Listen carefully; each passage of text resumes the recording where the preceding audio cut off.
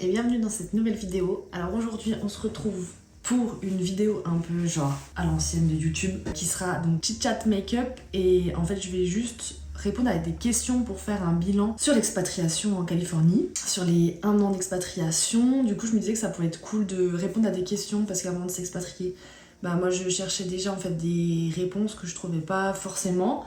Et voilà, je me dis que ça serait cool pour des gens qui veulent s'expatrier ou même des gens qui veulent du changement dans leur vie, voir qu'il y a du négatif, il y a du positif, il y a un peu des deux. Et voilà, j'ouvre toujours mes vidéos avec une tête qui fait peur. Voilà, c'est chaud, c'est pour ça qu'on va se maquiller. Petit café froid. Je vous invite à prendre un truc parce que ça va peut-être être un peu long. Donc on va commencer à répondre aux questions et je vais diviser ça par, on va dire, par grandes thématiques, pour que ça soit un peu plus digeste. Bon, du coup, au total, il y a 18 questions. Comme j'ai dit, ça sera par chapitre. Et on va commencer par le premier chapitre, qui est l'adaptation. Ouais, non mais moi j'ai le souffle coupé comme si j'avais fait le cardio. Alors du coup, la première question, donc sur l'adaptation, c'est comment as-tu vécu ton arrivée dans ton nouveau pays ? En vrai, la question elle est super générale. En vrai, bien. Alors, il y a un truc, je pense, qui a beaucoup aidé, c'est qu'en fait on était déjà venus en vacances 2 fois, donc je connaissais, on va dire, les lieux, les villes aux alentours. C'est pas comme si j'arrivais et genre je découvrais le nom des quartiers et tout, donc ça, j'avoue que ça m'avait beaucoup aidé parce qu'on avait déjà fait on va dire des voyages de reconnaissance, et je pense que c'est super important quand on s'expatrie, mais même ou pas, même quand on veut changer de ville et qu'on veut savoir si ça va nous plaire. La nouvelle, je pense que c'est important d'y passer du temps, de s'adapter au nom, au lieu, enfin voilà, tout simplement d'aller en repérage. Donc en vrai, ça c'est super, ça s'est bien passé, je dirais, franchement. Je pense que l'avant était assez stressant parce que on quitte tout, on fait c'est un gros bouleversement.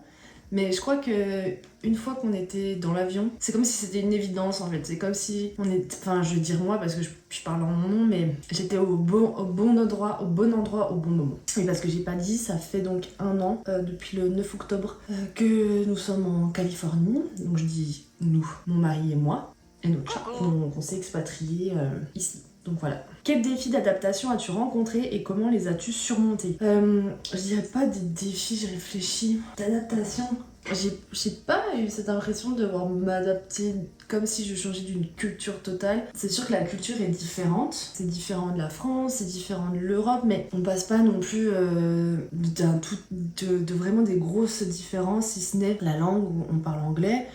Et oui, il y a des différences de culture, il y a des différences de mentalité. Je réfléchis. Je pense que peut-être le défi le plus compliqué, c'est la langue, même si je parlais anglais de base. C'est un anglais scolaire. En fait, ça n'a rien à voir avec un anglais de tous les jours où vous avez des gens avec des accents, vous avez des gens qui parlent plus ou moins rapidement. Donc, il faut savoir s'adapter. Je pense que la chose qui a été la plus difficile pour moi, c'est tout ce qui est administratif ou même côté santé, prendre des rendez-vous en anglais. On vous demande des choses en anglais. On vous parle de trucs, c'est des termes spécifiques. On vous le dirait en français, ouais, vous serez là, ah oui, d'accord, ça, oui, j'ai déjà fait un check-up là-dessus.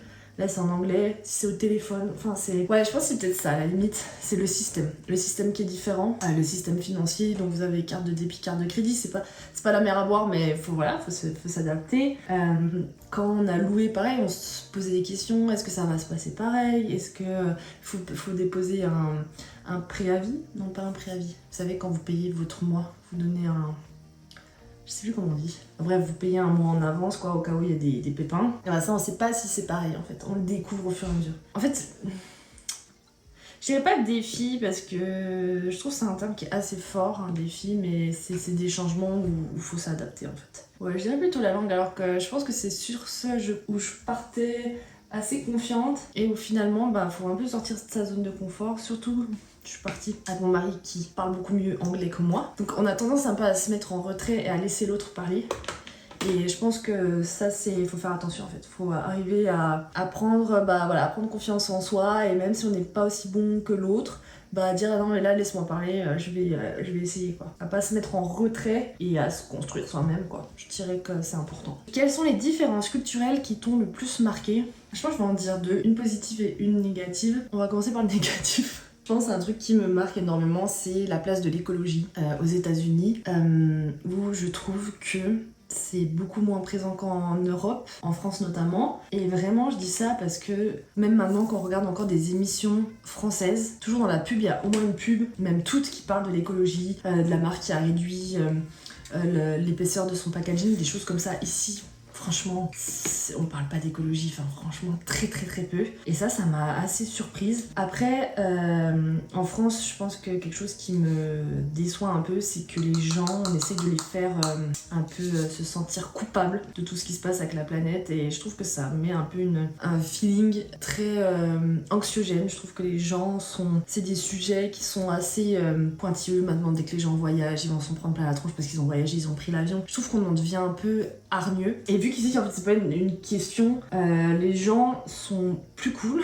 Peut-être un peu trop du coup. En fait, c'est l'exact opposé de la France, donc je pense que c'est un peu ça qui m'a choquée. Ou par exemple, moi, à mon travail, c'est que des couverts et des assiettes à jeter. Alors je sais pas si je pense que c'est de la matière compostable, mais on jette dans les détritus et le meilleur déchet c'est celui qu'on ne crée pas. Du coup moi ça me choque. Moi j'emmène mes gamelles en verre, mes couverts en inox. Enfin franchement je dois passer pour une princesse, une star. Mais non, c'est juste, je pense on a cette culture de l'écologie qui est pas parfaite, loin de là. Mais ici ils l'ont tellement pas que voilà, ça crée des grosses différences. Donc ça je pense c'est le point négatif. Mais voilà, faut savoir qu'ici ils se prennent pas du tout la tête avec ça. Et c'est vrai que quand on va en France, vite, on vous stresse avec ça, je veux me dire, mais dites-vous que sur un continent à côté, ils s'en foutent complètement. Donc oui, c'est bien de le faire, c'est bien de vouloir avoir sa conscience écologique tranquille, mais il faut pas se mettre la pression, parce qu'il y en a qui se la mettent pas. Donc voilà, c'est un peu mon point de vue là-dessus. Et une différence culturelle positive, je trouve que les gens sont quand même très accueillants, très agréables. Alors, je dis pas qu'en France on ne l'est pas, mais c'est différent. Je trouve que les gens sont moins stressés. Très curieux. C'est souvent que les caissières vont vous demander oh vous avez goûté là ce que vous avez dans votre caddie, vous allez voir c'est trop bon, ou oh je vous conseille de le cuire comme ça. C'est toujours des petits mots, un peu du small talk, mais qui est super agréable en fait. Je trouve que qu'en globalité il y a quand même une je sais pas si je pourrais dire une entraide, mais oui les gens sont agréables. Alors deuxième chapitre sur les relations cette fois-ci. Alors, la question, as-tu réussi à créer des liens avec des locaux et d'autres expatriés? Alors, oui et non. Alors, oui, avec des locaux, oui, notamment une de mes voisines.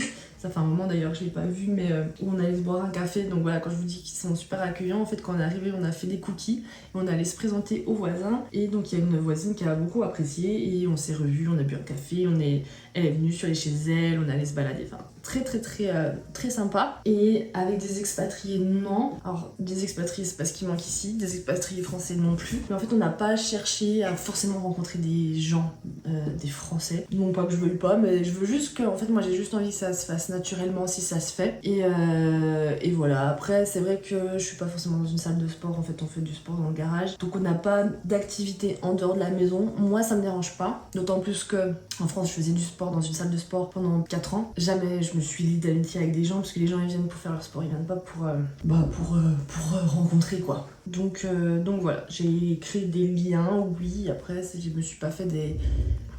Donc voilà, j'ai créé des liens depuis que je suis ici, mais je me suis pas faite de grandes amitiés non plus quoi. Pour l'instant, ça, je me dis que ça viendra quand ça viendra. C'est vrai qu'au début, je me mettais quand même beaucoup la pression avec ça, et maintenant, je suis plus au jour le jour, et ce qui arrivera, arrivera, et si ça arrive pas, ça arrive pas, et voilà. C'est pas grave. Comment décrirais-tu ton réseau social aujourd'hui par rapport à l'année dernière? En vrai, je dirais le même. En fait, il faut savoir que là, on était avant en France. J'avais ma famille qui était pas loin, donc à 40 minutes de route. Mais mes amis, je les voyais une fois par an parce que tous mes amis sont éloignés dans la France. Donc c'était une fois par an à chaque fois pour chacun, si ce n'est pas plus. Donc en fait, j'ai pas l'impression, c'est pas en fait comme si tous les soirs après le boulot, quand j'étais en France, je voyais des gens proches, famille, amis. Je dirais pareil. Après, c'est sûr, on loupe des choses, on loupe des anniversaires, on loupe les Noëls. Mais voilà, je sais qu'il y a des gens avec qui je travaillais en France. Tous les soirs, ils allaient se boire un verre avec un ami, ou ils voyaient leurs amis plusieurs fois par semaine, ou même leur famille. Et moi, c'était pas le cas. Donc, je dirais que c'est assez similaire.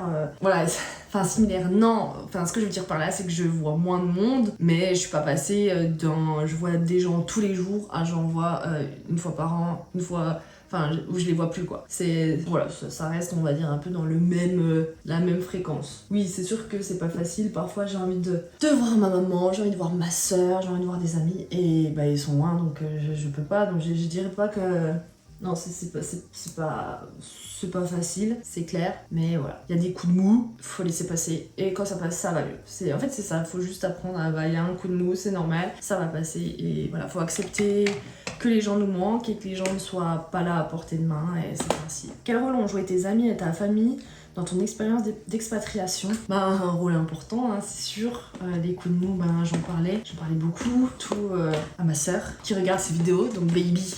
Un gros bisou à toi. Ma maman aussi. Enfin, ouais, j'ai été ma cousine. J'ai été beaucoup supportée. Je pense que j'ai la chance d'avoir des gens qui sont là pour moi et qui attendent pas que je leur dise que je vais pas bien en fait. Qui le voient ou qui viennent de me demander comment ça va. Donc forcément, c'est super important. Et je pense qu'ils ont joué un rôle dans l'expatriation, mais ce qui est important, c'est qu'ils ont joué aussi un rôle avant. C'est-à-dire que dans les moments de doute, dans les moments où j'étais pas bien, où je savais pas si c'était une bonne décision, parce que on parle d'un gros changement, on parle d'un déménagement à 10 000 km dans une autre langue, on arrête tout, j'ai démissionné de mon travail, on était en location, mais voilà, on vend tous ces meubles, c'est un énorme changement. Et même si on en a envie, parfois on se dit, mais est-ce que c'est la bonne décision quoi? J'ai soif, moi je fais que de parler. Il est incroyable ce café froid. Forcément, ils ont joué un rôle super important. Ça aide énormément d'avoir du monde autour de soi, mais surtout d'avoir du monde qui vous soutient, qui croit en vos rêves, mais aussi qui... Et ça, je pense notamment à ma sœur qui, en fait, eux, ils savent que vous allez leur manquer. Ils vont vous manquer aussi, mais ils pourraient très bien vous dire non, mais vas-y pas, je pense que c'est pas une bonne décision. Mais pas en parlant pour votre bien, mais pour leur bien, en se disant si je dis ça, elle va pas partir et je pourrais encore les voir. Et en fait, là, par exemple, l'exemple de ma sœur, c'est qu'elle a fait passer mon bien-être avant le sien. Elle m'a dit c'est un truc de fou, c'est génial, faut que tu le fasses. Si c'est ce que t'as envie, moi je te soutiens. Si t'as pas envie, je te soutiens aussi. En fait, elle m'écoutait. Elle écoutait ce que je ressentais. Et ça, c'est incroyable. D'avoir des gens comme ça, qui sont là pour vous, en fait. Qui vous font passer vous et qui se font pas passer eux avant vous. Je sais pas si c'est clair ce que je dis. C'est incroyable. Ça, c'est un cadeau de fou. D'avoir des gens comme ça, c'est... J'ai pas de mots sur ça et je suis tellement reconnaissante de l'avoir vue à ce moment-là et qu'elle m'ait soutenue. C'était tellement une décision difficile, les gens rejettent leur peur sur vous. En fait, ils vous parlent comme si c'était eux qui allaient partir en disant « mais ça, et t'as pensé à ça ?» alors que c'est normal, ils se font de l'inquiétude pour vous, mais ils rejettent surtout leur crainte et elle, pas du tout. Et j'ai l'impression en fait qu'elle m'a un peu protégée de tout ça, qu'elle m'a fait une bulle et ouais, ça a été un rôle super important. Après, c'est vrai qu'il y a quelqu'un que j'oublie et qui est important, c'est aussi mon mari parce qu'on est partis à deux. J'ai démissionné, pendant plusieurs mois j'ai pas eu de travail, il a été là pour moi, il m'a jamais mis de pression et ça je pense que c'est incroyable d'avoir quelqu'un comme ça à vos côtés qui sait les concessions que vous avez faites et qui en fait aussi pour vous et qui vous soutient. Et ouais, ça pareil, je sais que j'ai de la chance, j'aime pas trop dire ça, ça fait un peu comme si j'ai de la chance si on n'a pas de chance. C'est pas de la chance, je dirais. En fait, ça n'a rien à voir avec moi, c'est juste, il est incroyable. Enfin, c'est quelqu'un de loyal, c'est quelqu'un qui a été là comme j'attendais, voire plus que ce que j'attendais. C'est important quand on fait un énorme changement de vie, d'être entouré aussi bien avant ce changement, pendant et après. Je crois que là du coup je suis plus dans le avant et le pendant, on verra dans je sais pas combien d'années. C'est important, il y a plusieurs phases dans un changement et c'est important d'avoir des personnes à chaque étape parce qu'à chaque étape on a besoin de quelque chose de différent, pas forcément d'une personne différente mais d'un soutien différent et je l'ai eu à chaque fois et ça m'a beaucoup aidé. Alors on a fini le chapitre sur les relations, on va passer sur le chapitre travail. La question c'est comment ton travail a-t-il évolué depuis ton expatriation? Excusez-moi, faut que je boive. Alors, à savoir que en France, du coup, j'ai démissionné pour pouvoir partir de mon ancien travail. Donc ça faisait 4 ans, je crois. 4 ans que j'étais dans l'entreprise où j'étais. Donc j'étais en qualité relation, qualité client. Ça me plaisait plus, on va dire. Je m'ennuyais. Ça me boostait pas, en fait. On va dire ça. Ça me boostait pas. Et du coup, j'ai tout quitté. Et en arrivant ici, en fait, j'avais un peu dans l'idée de prendre ce tournant pour me faire pour me réorienter professionnellement. Franchement, ça a été super dur parce que finalement, si vous voulez vous réorienter, c'est pas comme quand vous êtes en cours et on vous accompagne dans la réorientation.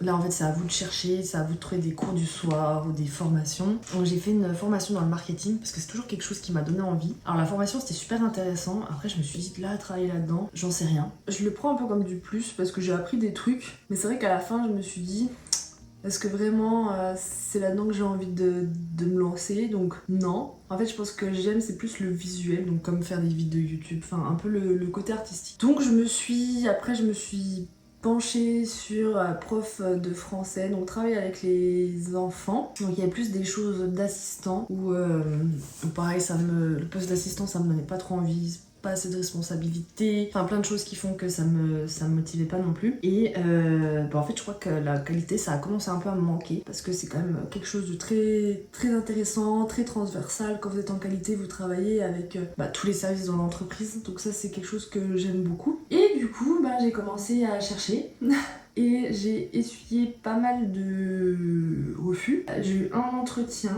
où j'ai pas été sélectionnée, un deuxième où le recruteur ne s'est jamais présenté, et un troisième où du coup j'ai une réponse positive. Alors ce qui est rigolo c'est que celui-là j'avais postulé en me disant ils me rappelleront jamais, et ils m'ont rappelé et ça c'est fait. Et voilà, donc tout ça pour dire que ma situation a évolué, oui, parce que j'ai retrouvé un travail. Et finalement, je suis donc en qualité, mais en restauration.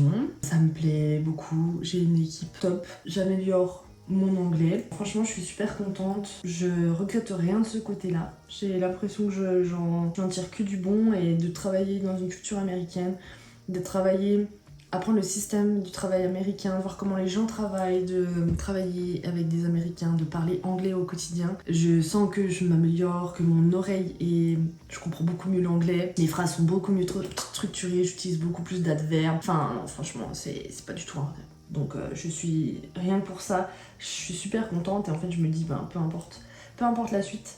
J'aurais travaillé aux États-Unis et je pense que sur le CV, c'est un gros plus. L'autre question. Quelles compétences as-tu développées ou améliorées au cours de l'année? Moi, je pense que ça, je viens de le dire, l'anglais. Je vois de grosses différences. Il n'y a pas à dire, faut baigner dedans tous les jours pour que ça s'améliore. As-tu eu des opportunités professionnelles inattendues? Non, ça franchement, réfléchis. Non, pas au jour d'aujourd'hui. Je me le souhaite. D'avoir des belles surprises professionnelles, c'est tout ce que je me souhaite. Je me mets du mascara partout. Alors ensuite, ça a des questions sur le bien-être personnel. Te sens-tu épanoui dans ta vie quotidienne? Pourquoi ou pourquoi pas? Ben oui, franchement, j'ai l'impression d'être là où il faut que je sois. C'est trop bizarre, c'est comme sensation. Je me sens au bon endroit au bon moment. Donc à l'heure d'aujourd'hui, oui. Ouais, je me sens heureuse. Je me sens reconnaissante pour la chance que j'ai de vivre tout ça. Je suis très heureuse. Je dirais pas que tous les jours c'est facile, hein, mais voilà, être heureuse c'est pas être heureux, enfin c'est pas être content tous les jours. Mais oui, je suis heureuse, ça c'est sûr. Quelle activité ou hobby t'ont aidé à te sentir chez toi? Ah ça je sais, un truc qui m'a aidé c'est faire des randonnées. En fait on est un peu allé randonner partout autour de chez nous, et en fait ça vous aide à apprivoiser l'environnement, c'est-à-dire que je sais telle ville se trouve là. Quand il y a des gens ils parlent de randonnée dans tel county, je sais de quoi ils parlent. Je me sens pas paumée sur le territoire, je sais pas comment dire. Ouais, c'est de beaucoup visiter en fait. Je pense que c'est quelque chose qui m'a beaucoup aidé. Beaucoup visiter, goûter aussi des choses qu'on n'a pas chez nous pour savoir de quoi les gens vous parlent. Voilà, goûter des choses alimentaires et puis suivre les coutumes, Thanksgiving, les choses comme ça. Je pense que ça aide aussi à s'imprégner de tout ça. Décorer pour l'automne, décorer pour Noël, voilà, c'est pas faire comme si vous habitiez là depuis longtemps. Mais ouais, je pense que beaucoup faire de randonnée, même dans le quartier, partir 2 heures et vous prenez des rues à gauche et à droite, maintenant je le connais par cœur le quartier tellement je me suis promenée dedans, et du coup je me sens chez moi en fait. Moi c'est ce qui m'aide en tout cas, je pense pas que c'est pour tout le monde la même chose, mais moi ça m'aide. Comment gères-tu le stress ou la nostalgie? Je le gère pas. Enfin, ce que je veux dire par là c'est que si je peux pas le gérer, c'est là. Je pense qu'il faut juste laisser passer. Il y a des jours où c'est plus dur que d'autres, où ma famille me manque, où la France me manque, où c'est dur, on se dit mais pourquoi j'ai tout quitté pour venir ici, on se sent seul, on se sent loin de tout. Je pense qu'il faut juste laisser passer. En fait, faut juste se dire demain ça ira mieux. Même pas se dire ça, juste pleurer un bon coup, écouter des musiques tristes, regarder un film triste et accepter. Je crois que c'est ça, c'est accepter les émotions telles qu'elles viennent. Je pense que c'est ce qui m'aide le plus. Et moins on se bat contre et mieux on se porte. Quelles leçons importantes as-tu tirées de cette expérience? Quelle leçon importante? Ça, c'est une sacrée question. Je pense que je dirais que tout se passera bien. Ne t'inquiète pas, tout se passera bien. Je pense que c'est la leçon que j'ai appris. Parce que s'il y a un an, donc il y a un an, ça faisait quoi une semaine qu'on est arrivé, 2 semaines, un truc comme ça. S'il y a un an, on m'avait dit tu trouveras du travail, t'inquiète pas. Tu vas racheter une voiture, t'inquiète pas. Ton anglais va s'améliorer, t'inquiète pas. Bah franchement, j'aurais jamais cru. Et en fait, tout dans la vie, c'est comme ça. On a des périodes plus difficiles que d'autres, des choses qui nous arrivent qu'on contrôle pas. Et en fait, faut juste dire ça va aller. Donc, je pense que l'humain est impressionnant et il peut faire face à beaucoup de choses, peut surmonter beaucoup de choses. Et cette expérience, je le savais, mais je pense que là, ça me l'a encore confirmé en fait. Bon, avant de continuer mon blabla, je vais mettre du rouge à lèvres. Ensuite, question sur l'avenir. Quelles sont tes aspirations pour l'année à venir? Mes aspirations, j'aimerais bien qu'on voyage, qu'on découvre un peu plus les États-Unis. Bon après, moi j'ai pas beaucoup de vacances, j'ai 12 jours, donc c'est rien du tout. Mais ouais, ça serait découvrir les États-Unis, découvrir des États, partir dans des villes. Ça c'est vraiment ouais, mon inspiration la plus profonde et ouais, je dirais ça. Mais on commence à en parler, donc c'est dans les tuyaux. Prévois-tu de rester dans ce pays plus longtemps? Pourquoi? Bah oui. Parce qu'on se sent bien, on se sent bien, en plus mon job me plaît donc ça c'est trop cool. Ouais, je pense que tant que tout se passe bien, qu'il n'y a pas de choses qui nous mènent à rentrer, pour l'instant je m'y vois bien. Ouais, là rester encore 1 an, 2 ans, bon, c'est le but déjà de sûr jusqu'à l'automne 2026 on sera là. Et si d'ici là, bah, on verra, mais oui jusque là je me vois bien. Au jour d'aujourd'hui, ouais. Qu'aimerais-tu changer ou améliorer dans ta vie d'expatrié? Je pense que ça serait avoir un entourage, se faire des amis. Je pense parfois j'aimerais bien inviter des gens qui viennent à la maison, faire manger un barbecue, aller voir un film. Ouais, se faire des amis, je pense que c'est vraiment quelque chose que j'aimerais changer. Et français ou pas français, ou indien ou américain, je m'en fous. Franchement, juste avoir quelqu'un avec qui il y a un trop bon feeling, que ça soit naturel, ça soit smooth. Et voilà, ça c'est tout ce que je... Ouais, c'est tout ce dont je rêve. Donc voilà, je crois que ça fait 40 minutes que je blablate, je fais que blablater. Mais ouais, 1 an d'expatriation, c'est fou. Je suis trop contente de faire ce bilan et j'ai trop hâte l'année prochaine de le refaire et de voir en fait, peut-être de répondre aux mêmes questions et bah, de voir quelles sont mes réponses. Ça, je trouve que ça serait trop intéressant de voir s'il y a eu des évolutions ou pas, ou même des choses où ça s'est dégradé, j'en sais rien, la vie est faite tellement de surprises. Et j'espère que pour certaines personnes qui ont ce projet d'expatriation, ça peut les aider, peut-être à leur donner de l'espoir ou les déstresser, ou même d'autres projets, pas forcément de l'expatriation, peu importe le projet, aussi grand soit-il ou aussi petit soit-il, hein, c'est de dire que le changement ça fait peur mais ça a du bon. Ça a du bon, c'est pas facile mais ça a du bon. Et voilà, c'était vraiment le but de cette vidéo. Donc j'espère que cette vidéo vous aura plu, que je vous aurai pas trop saoulé avec tout mon blabla. Et bah n'hésitez pas aussi si vous avez d'autres questions auxquelles je peux répondre à me les laisser dans les commentaires. Et puis je vous dis à très vite dans une nouvelle vidéo. Ciao!